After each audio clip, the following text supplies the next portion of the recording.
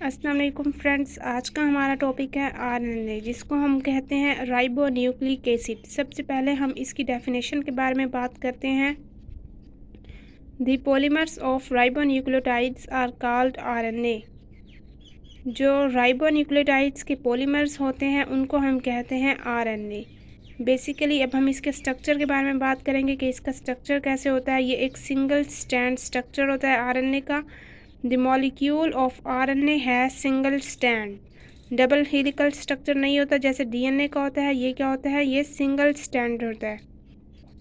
Sometime it fold back to give double helical characteristics। Sometime RNA का जो single stand है वो fold up होके क्या हो जाता है, वो डबल हेलिकल स्ट्रक्चर बना लेता है, जो क्या होता है डीएनए के सिमिलर होता है। और ऐसा जो होता है इस प्रोसेस को हम कहते हैं रिवर्स ट्रांसक्रिप्शन। और ये बहुत ही रेयर है, ऐसा कभी कभी होता है। अब हम बात करेंगे इसके अंदर जो नाइट्रोजनस बेसिस हैं। The nitrogenous bases form complementary pairing. Nitrogenous bases जो इस्तेमाल होती हैं वो होती हैं ग्वानिन साइटोसिन, इन दोनों के दरमियान बॉन्डिंग होती है, और यूरासिल और एडेनिन के दरमियान बॉन्डिंग होती है। जैसा कि हमने देखा था कि डीएनए में एडेनिन के साथ थाइमीन बेस जो है वो पेयरिंग करी थी। यहाँ पे इसका ये डिफरेंस है कि आरएनए में हमारे पास यूरासिल जो है वो एडेनिन के साथ बेस बनाएगा, उनके दरमियान पेयरिंग होगी। अब हमने इसका स्ट्रक्चर देख लिया कि इसका जो है वो सिंगल स्टैंडर्ड स्ट्रक्चर है। कभी फोल्ड अप होकर रिवर्स ट्रांसक्रिप्शन के प्रोसेस के थ्रू वो क्या करते हैं, डबल हेलिकल स्ट्रक्चर देता है। और नाइट्रोजनस बेसिस जो होते हैं वो guanine cytosine adenine and uracils use होते हैं। अब हम देख लेते हैं इसकी टाइप्स। आरएनए की टाइप्स कितनी हैं। बेसिकली आरएनए की जो है वो 3 टाइप्स हैं, messenger RNA, transfer RNA and ribosomal RNA. ये तीनों टाइप्स ही जो होती हैं वो कहाँ प्रोड्यूस होती हैं, वो डीएनए के थ्रू न्यूक्लियस में ही प्रोड्यूस होती हैं।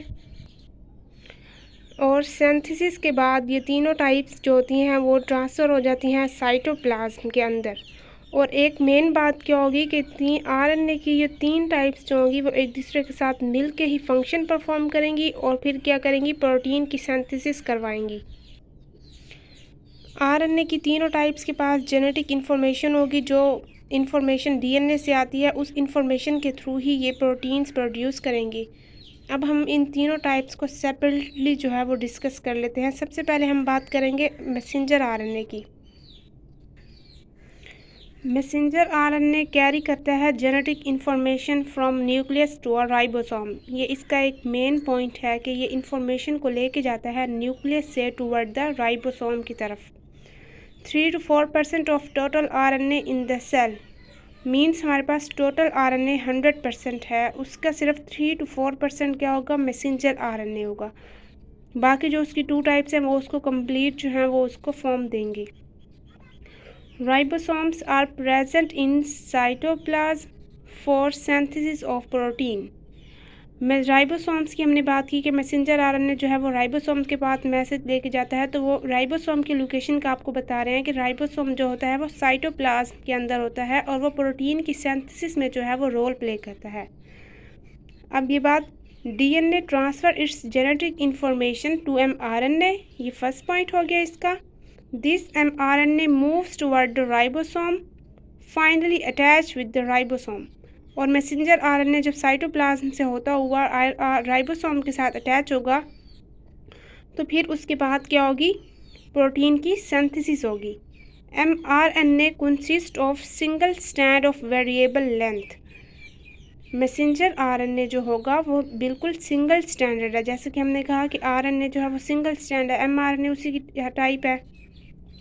मैसेंजर आरएनए वो सिंगल स्टैंड होगा लेकिन उसकी लेंथ जो होगी वो डिफरेंट होगी, वेरिएबल होगी। mRNA size depend upon the size of the gene. mRNA का जो साइज़ होगा वो जीन के साइज़ पे डिपेंड करेगा। मींस जितना साइज़ जो होगा वो जीन का होगा उतने साइज़ का ही हमें mRNA चाहिए होगा फॉर स्पेसिफिक प्रोटीन्स, क्योंकि जीन से ही प्रोटीन्स बनते हैं।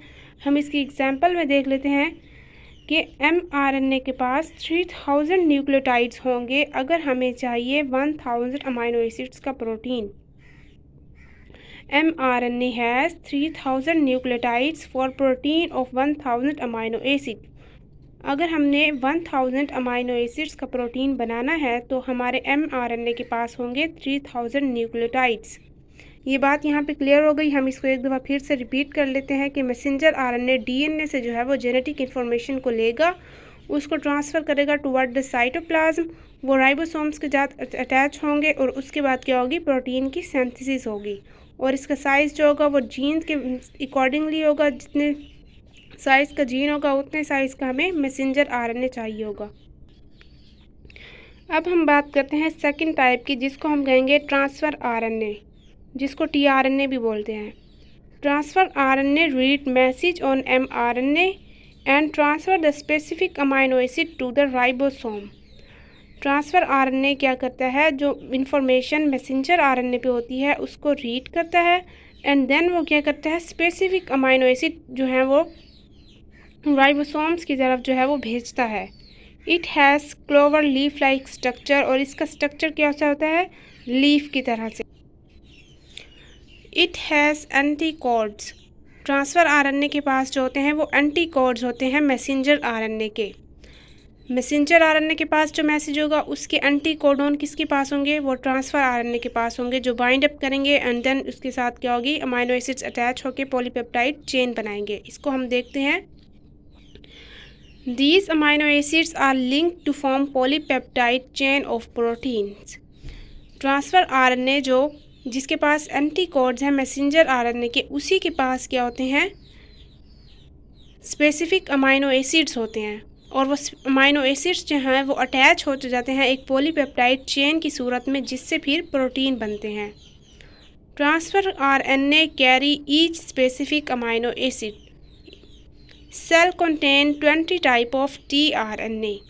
इसका मतलब है कि हमारे सेल के पास क्या है, 20 different type of amino acids हैं, इसलिए सेल के पास क्या होंगे, 20 टाइप ऑफ टीआरएनए होंगे। एक टाइप का जो टीआरएनए होता है वो सिर्फ एक टाइप के अमाइनो एसिड को कैरी करता है, इसलिए 20 अमाइनो एसिड, तो हमारे पास 20 ट्रांसफ़र आरएनए होंगे। It forms 10 to 20% of total RNA, और हमने कहा कि ये कितना परसेंट बनाता है आरएनए का, सिर्फ 10 से 20% जो होता है टोटल आरएनए का वो ट्रांसफ़र आरएनए पे कंटेन करता है। It also has small size and contain nucleotide from 75 to 90, और इसके पास न्यूक्लियोटाइड कितने होंगे, 75 to 90, और इसका क्या होगा, स्मॉल साइज़ होगा।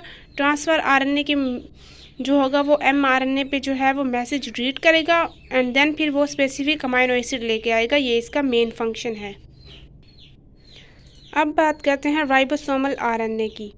Ribosomal RNA combines with ribosomal protein and form ribosome. इसका मेन फंक्शन यही है कि राइबोसोमल आरएनए जो है वो राइबोसोमल प्रोटीन के साथ कंबाइन करके राइबोसोम बनाता है, जो बेसिकली प्रोटीन की प्रोडक्शन में बहुत ज़्यादा ज़रूरी है।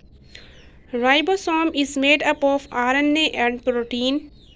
The RNA form 50% of ribosomes. Ribosomal RNA जो है वो राइबोसोम का 50% पार्ट बनाता है। It form large part of RNA about 80%. अब हमने कहा कि जो हमारे पास RNA है वो राइबोसोम का 50% पार्ट जो है वो बनाता है, और अब हमने बात की कि ये RNA का कितना होता है, ये आरएनए का जो है वो 80% पार्ट जो होता है वो राइबोसोमल आरएनए पे कंटेन करता है। हमने कहा था 10 से 20% जो होता है वो transfer RNA and then remaining 3 to 4% जो होता है वो हमारे पास मैसेंजर आरएनए कंटेन करता है। It act as a machine for the synthesis of protein, और ये प्रोटीन की सिंथेसिस में क्या होता है, एक मशीन के तौर पे काम करता है, क्योंकि राइबोसोमल आरएनए जो है वो राइबोसोम्स को प्रोड्यूस करता है एंड देन मैसेंजर आरएनए जो मैसेज लेके आता है वो राइबोसोम के पास लेके आता है। वहीं पे जो है वो अमाइनो एसिड्स अरेंज होते हैं, पॉलीपेप्टाइड चेन बनती है, और उस पॉलीपेप्टाइड चेन से हमारे पास प्रोटीन बनते हैं। ये था आज का हमारा लेक्चर। अगर आपको हमारी वीडियो पसंद आई है तो आप हमारे चैनल को सब्सक्राइब कीजिएगा। इंशाल्लाह फिर मिलते हैं नेक्स्ट टॉपिक के साथ। अल्लाह हाफिज़।